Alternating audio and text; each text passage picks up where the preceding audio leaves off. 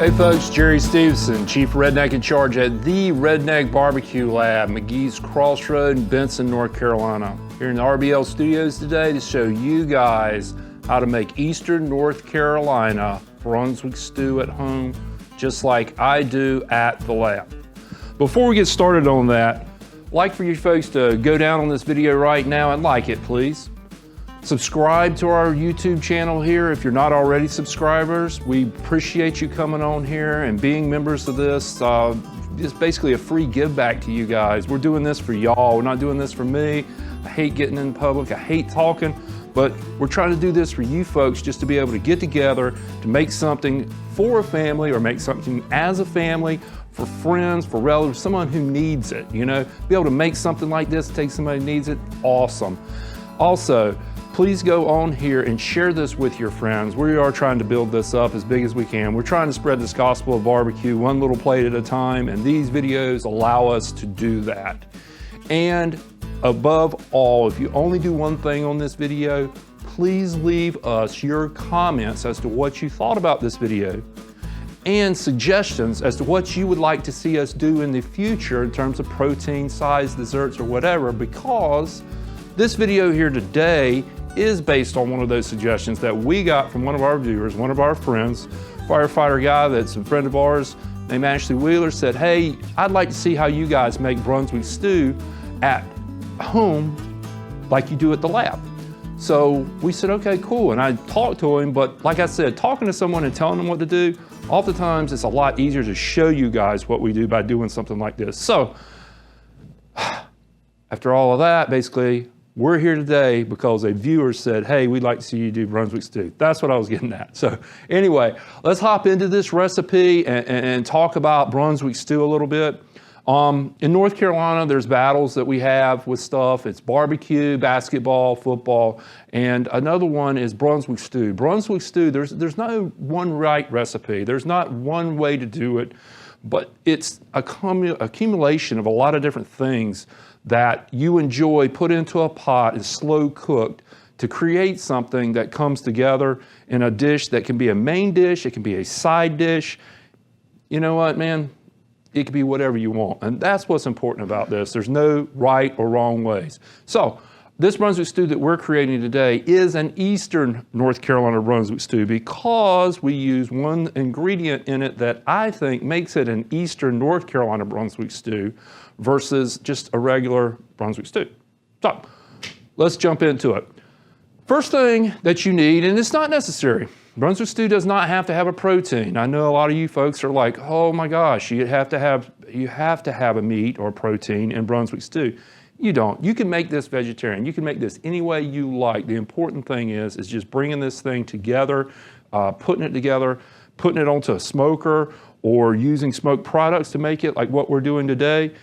That can be a Brunswick stew. That's my opinion, something we can argue about later. But let's hop into it. Let's talk ingredients first. Today, the two proteins that we are going to use to make this Brunswick stew, traditionally in North Carolina, folks use pork. We like to use brisket trimmings. It's basically the trimmings off of burnt ends, side pieces that fall off, the drier bits that we don't like to serve to our customers at the lab. We keep that from the day, we grind it and we throw it into the stew, and the next morning it caramelizes. It's got all the flavor, the savory parts from the smoke and the rub and stuff, but it's also got a lot of the collagen and the juices that come together that go into this that we are able to put in the stew. So it's something we chop up. So we're going to start putting this in and start assembling this. So first thing we start out with is we start out with cutting on our induction smoker that I'm just learning about. So I'm getting better about it. At least I know how to cut it on nowadays. We're gonna start out with about this. I've got about 2.5 pounds. You can always add more. You can always add less if you want to, but I'm gonna start out with about 1 pound of ground Brunswick, or sorry about that, beef brisket. About to say beef Brunswick. Along with that, I am putting in another pound of smoked, boneless, skinless chicken thighs. You can use pork, you can use straight chicken, you can use straight beef, you can use whatever you want to, but like I said, This stew basically is what you guys want it to be. I'm just giving you the way that I like it. So with that being said, we go ahead and put this into our induction pot. This meat's already cooked, so it's parts and pieces that we had left over from prior service at the lab that I kept, that we keep, and we'll put it in the Brunswick stew for the next morning. To that, we are going to add 32 ounces of crushed tomatoes. They can be just regular old tomatoes on the shelf, or if you really want to make it something special, it could be something like my mom right now is canning tomatoes at home. August and July is a big canning event here in North Carolina for a lot of folks, my mother included. We had a conversation about this just yesterday. She has to go get her tomatoes to can because my father doesn't grow the garden like we used to. We're adding 1 cup of ketchup to this. Why not just use straight up tomato sauce? You can. You don't have to use ketchup. If you're one of these folks that do not like the high fructose syrup and all that stuff, that's perfectly fine. I mean, you put into it what you want. I like just adding this combination, 16 ounces of ketchup, 32 ounces of tomato sauce, and that kind of creates my base for this stew that we're getting ready to create right here. The next part that we're going to put in, this already smells good, by the way. It's like that tomato, sweet, acidy tomato hits that smoky Brunswick stew or brisket and chicken. That's something right there that, you know, that could possibly be made into a dish later on. Keep your eyes posted for that. The next part of our Brunswick stew is the vegetable, the veg, as a lot of people like to say. The veg that I like putting into mine is this, and you guys don't. I like putting in, this is called veg-all. Something my mother turned me on to a long time ago. Is something that she could use to make something like pot pies and stuff with rather quickly. It's basically peas, carrots, corn, and potatoes with little green beans mixed in. I put 32 ounces of that into this pot of Brunswick stew. Along with that, I add more potatoes. The potatoes serve a couple purposes. One, I love potatoes, but 2, they give off a little bit of starch. Now these are drained.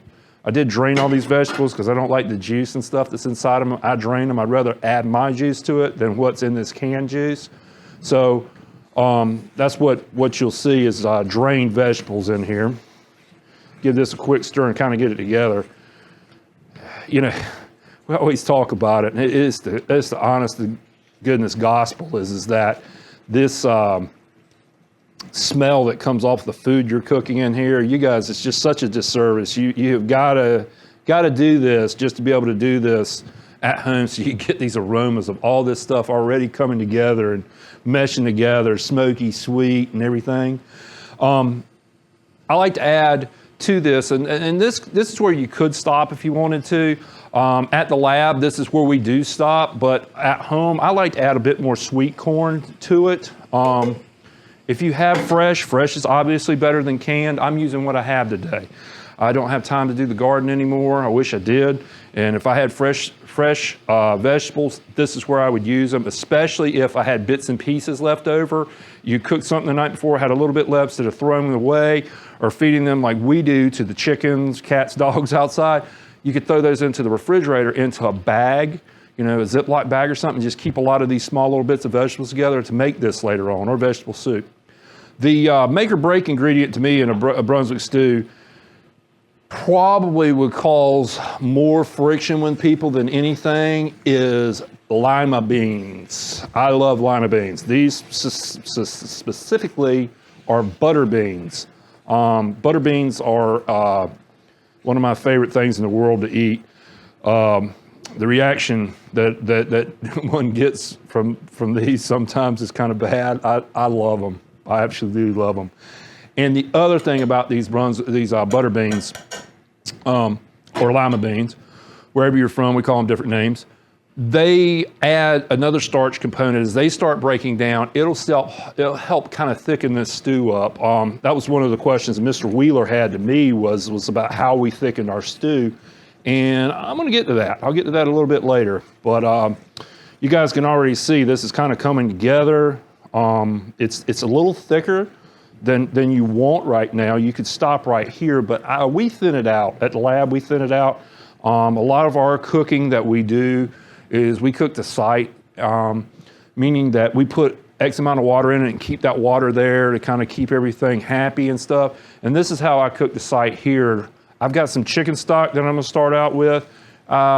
Just got a quart. And basically what I wanna do with this is, I'm gonna add 16 ounces of that, is just kind of loosen this up so it won't stick to the bottom.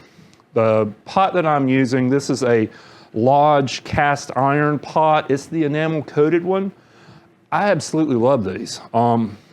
I've always cooked with Dutch ovens and cast iron all my life, but I'm falling in love with these. They are easily to clean. It just seems like I don't burn as much stuff, as much stuff sticks. I don't have to use as much oil or fat, to keep stuff from sticking in this. And I don't know, I just think that red color is cool. Redneck. All right, let's talk spice. Kind of Jerry's Trinity when it comes to spices. Everybody's got the Trinity. New Orleans has got theirs, the bell pepper, celery, onion.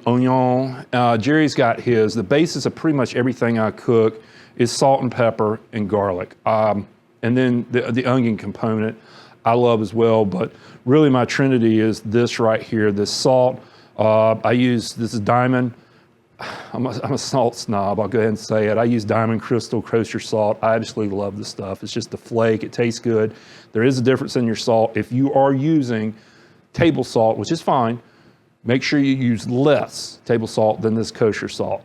I am going to go ahead and add, I usually don't, but I want this salt in there to make the butter beans start to weep some of that starch out to tighten this up, as well as the potatoes. I usually season with salt at the end, but I'm gonna go ahead and put in a tablespoon of salt to this. The other thing is my vegetables, make sure when you purchase canned vegetables, sometimes they'll sneak that sodium in there as kind of a preservative, and to add something that keeps the moisture in that vegetable together. Be careful, because if you don't, if they're salted already and you add more salt to it, you can't take it out. We can always put more in. So that's why I reserve this to the end when we come to our taste test. Now, one of the things you guys know is I love pepper. I am going to put in a big fat tablespoon of pepper into this. I advise you probably just put in a teaspoon. I love pepper. I'll probably taste this and end up putting in more as we cook. When this cooks down and gets more concentrated, that's when you know what you need here and there. Next thing that I will put into this is I've got a tablespoon here in my cup. This is the way I cook at home. And this is what I like to do is I'm gonna add half of this right now. So a half a tablespoon of granulated garlic. I like granulated. It seems like it doesn't clump together, doesn't break down as quick. The flavor of it seems like, it reminds me like it's what's on pizza a lot of times, that granulated garlic, pizza sauce, and I just love it better than powder. Don't ask me why. I mean, I just say because it breaks down slower. So now that we got our Trinity in there, then we're gonna hit you with why is this Eastern North Carolina barbecue sauce? Why is this not Brunswick County, Georgia, where they claim it came from, or Brunswick, Georgia, where they also claim that this recipe came from? This is Eastern North Carolina barbecue sauce, or Eastern North Carolina Brunswick stew, because I like vinegar and red pepper in it. And what better else way to be able to get that vinegar and that red pepper than the Redneck Barbecue Lab, North Carolina pork sauce. It's got my vinegar, it's got my red pepper, that little extra kick, that cayenne flavor that I really love on all my food. I'm gonna add probably about a half a cup of barbecue sauce, that North Carolina barbecue sauce to this. I advise you guys and ladies at home, I can drink this. A lot of people can't stand this because they hate vinegar. These are my people I talk to that will put ketchup on something in a heartbeat, but they hate vinegar. People, I'm talking to you. Y'all know the vinegar basically is, vinegar and sugar is the base for ketchup. Hate to tell y'all that, but vinegar and sugar and tomatoes make ketchup. So add about probably a half a cup of that North Carolina pork sauce, Redneck Barbecue Lab pork sauce. And if you can't find, you should be able to find it. We're now on the shelves in a lot of the major grocery stores and stuff, but if you guys cannot find this sauce, go down here to our website, www.redneckbarbecuelab.com/find our sauce. Enter your zip code, search radius, press that search button, and it will tell you where our sauces are at with our local purveyors. Additionally, on there are some purveyors that are currently shipping out to people who aren't regionally around here. So you can go on there to find them, as well as we do have a company on Amazon selling our sauces and rubs. Check on Amazon, you can probably find it there too. Slip you guys a little bit of what's going on in the future for the Redneck Barbecue Lab. We've got our rubs and sauces are coming into Lowe's Foods. They'll be in the Food Lions. And then rumor has it, which is not really a rumor, we're working out the kinks and everything, there is going to be an online store where you'll be able to go to our website down here and purchase directly from us. Not only sauces and rubs, not only the cornbread mix, but you'll be able to purchase t-shirts, hats, and all the other stuff we get phone calls on. So, it's looking pretty good right now. But this is something that we're going to put up. We can put this into the smoker. If you guys didn't have smoked meat, like say you're doing the vegetarian option, and this is where I'll come to your fence for all my vegetarians and my vegans out there. Leave the meat out of it, put the veg in here, put the tomatoes and stuff, put this in the smoker. It's Brunswick stew, in my opinion. You put it in the smoker, you smoke it, trust me, you're gonna get that smoked flavor on it.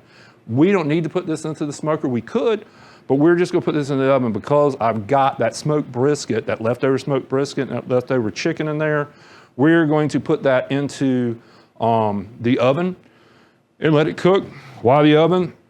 The oven is like a smoker. It's very even cooking. It cooks on the outside like this, whereas this burner is from the bottom and you can burn it. I'm just gonna throw this into the oven and basically let it come together. And we'll throw it into a 300-degree oven. I'm gonna leave it in there for about an hour to come together, and I'm gonna pull it out and then check the consistency of it. I'll have the lid on it for that 1 hour, and I'm gonna take it off. And at that point, what I'm gonna do is I'm gonna check the consistency. If it looks like it's too dry, at that point, I'm gonna add a bit more liquid to raise it up. If it's still too liquidy, one of the things, and this is the pro tip that I shared with Mr. Wheeler about what I do to tighten it up, what we do in the lab to tighten it up, because we really don't know how much juice is gonna leach out of these vegetables or anything, but we don't skim off and dump any of this good stuff out that we're creating. We'll just basically tighten it up. And tighten it up means sometimes this is creating a roux, out of flour and oil, using cornstarch to tighten something up. Cornstarch is a thickener. Your filet, basically ground sassafras root, is a thickener, like with your gumbos. What Jerry likes to use and what the lab likes to use, because Jerry likes to use is this is our thickener. Redneck Barbecue Lab cornbread mix. This is my go-to in sauces, and a lot of times it just gives me a background. I like to use it for a thickener. It's a little sweet, it's a little nutty, it's got that corn, sweetness and nuttiness to it, as well as some other ingredients in there that kind of help not only season it, but it will thicken up my stews and my sauces. And I'll probably throw a little bit in there to tighten it up. But right now, we brought this up to a boil. There's that boil I was looking for. No sticking because it's an enamel pot. Now it's time for us to go ahead and put on this lid, heavy duty lid, get this into the oven. 300 degrees, 1 hour. We're gonna pull it out, take a look at it, show you folks what we got. We'll taste it, see if it needs some extra of this Trinity in there seasoning wise, adjust it, thicken it up if we need to with that Redneck Barbecue Lab cornbread mix, and then get a bowl and hopefully eat some. So we'll see you guys in about an hour. All right, we're back. We let this Brunswick stew in the oven at 300 degrees for about an hour. Let's see what we've got. Oh yeah. I could smell it before I open the lid. I won't even lie to you guys. You can smell that smoky, tomatoey, smell that we always perceive with Brunswick stew. I can smell a little bit of vinegar. There's a little bit of vinegar and astringency in the background. That was a little smoky. It's like I said, that comes from that chopped brisket and that chicken in there. So let's just kind of recap what we did to get to this point right here. We started out with about a pound of chopped beef brisket on with a pound of chopped boneless, skinless chicken thighs. To that, we added a couple cans. I think there were 12-ounce cans of veg-all, something my mother taught me as an early kid, like how to kind of cheat. You can do fresh vegetables. Veg-all is just basically peas, carrots, potatoes, green beans. It's just kind of a mixture of stuff in there. We added 2 cans of that, 2 cans of diced, already pre-cooked potatoes, along with some corn and lima beans, which I like, 32 ounces of tomato sauce, crushed tomatoes, check that, crushed tomatoes, as well as 1 cup of ketchup to this to create a base. We added in some chicken broth for flavor and to kind of thin this out a little bit. Half a cup of the Redneck Barbecue Lab North Carolina pork sauce. It needs some acidity in there, as well as a little bit of heat. And this has got both. It's got some vinegar, it's got some heat, as well as some other spices that kind of combine in the background to make this kind of a unique flavor with our Brunswick stew that we do at the lab and the Brunswick stew I do at home. This product you can find, like I said before, at theredneckbarbecuelab.com. Find our sauce, put your zip code in, search parameter, hit that button, that search button. It'll tell you where the stores are. If there's not one nearby to you, there's several purveyors that actually ship this stuff, so they're on there as well. So let me show you guys like how I eat this. Let's see how I did. Number one, I'll wait to salt this until later. Remember, we added just a little bit of salt, a little bit of pepper in there, but I always like to just put just a little bit of that North Carolina barbecue sauce on top of it, just kind of a drizzle right on top of it, right in the center. I don't know, it's just goes back to my roots. My roots, I mean, I think I'm consisted of bone, skin, apple cider vinegar, salt, and pepper. You know, that kind of makes my blood up, our blood content.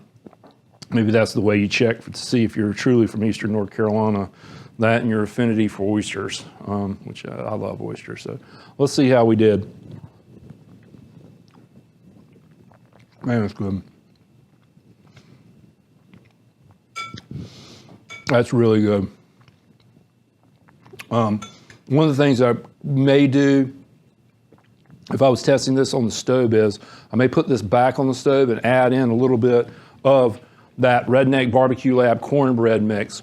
When I first tasted this, I thought that it didn't need this cornbread mix in it. Remember I talked about how I'll put a little bit, sprinkle this in and mix it into this for a little bit of sweetener and to tighten this up. This is a little bit loose, and that this would tighten it up a bit, this cornbread mix. And you can find it, like I said before, where you can find our sauces, you can find this as well at the same place. That's about the only thing that would make it better. But I tell you what, if I had a piece of this cooked right now to go with this, to sop that juice up, that would be a good backup plan there. So there you have it, Mr. Ashley Wheeler. That cornbread mix will tighten it up, but you know, you can always make some cornbread to dip in there to take care of that excess juice if it's too loose. That is a professional tip right here from yours truly. But like I said, this could be a meal in itself. This could be a side dish in North Carolina. We have people come in, this is their meal at night, and this is the dish that goes along with chopped pork, beef brisket, chopped chicken, like what we do at the lab. Just had to get one more bite. You know what I'm eating for lunch today. Anyway, folks, I hate to be a glutton on here and eat in front of y'all and everything. So why don't you guys go and make this yourselves tonight for dinner or surprise? Like I said, surprise your family, your significant others, your spouse. Share this meal with someone. Share some love. Share some of that barbecue love. Pass some smiles around. Best way in the world to do that is using this food. So once again, folks, this is the Redneck Barbecue Lab's take on Eastern North Carolina Brunswick stew. This is how we do it at the lab. This is how we do it at the house. Hopefully you guys will do it at home. So I'm Jerry Stevenson, Chief Redneck in Charge at thebarbecuelab.com. The Barbecue Lab, McGee's Crossroads, Benson, North Carolina. I say that too much. You can find our rubs and salsas at thebarbecuelab.com. Find our salsas and rubs. Once again, like this video, please subscribe to this channel. If you're not already doing it, please, please, please do that for us. Share this video with your friends. Get them cooking, get them together. Heck, make some of this, take that to them. Say, here, I made this for you. When they said, where did you learn it? Then you can tell them to come to this YouTube channel and find this video. Comments, suggestions are appreciated and loved. We like to hear back from you guys, even if it's a tip on something I could do better or something the way you do it, or maybe your grandmother or grandfather did it. I know my friend Mike Baker over here with Event Webcasting, who puts on this, the magic right here. Mike was sharing with me how his father, just brings home those memories, the big pot he had and the whole chickens. I mean, this is a process. This is something that's carefully guarded in places in Virginia, North Carolina, and Georgia. But this is how we do it at the lab. We want you guys to do it at home. So until next time, y'all, please be kind to one another. Be patient. Smile a lot. Let's bring that positivity up. Bring that negativity down. Let's just squash it. You know what I mean? Let's get rid of it. We don't need it. So until we'll see you guys again here at the Redneck Barbecue Lab, see y'all guys out there on the competition trail, or I just see you in the RBL studio sometime. Love y'all. Take care.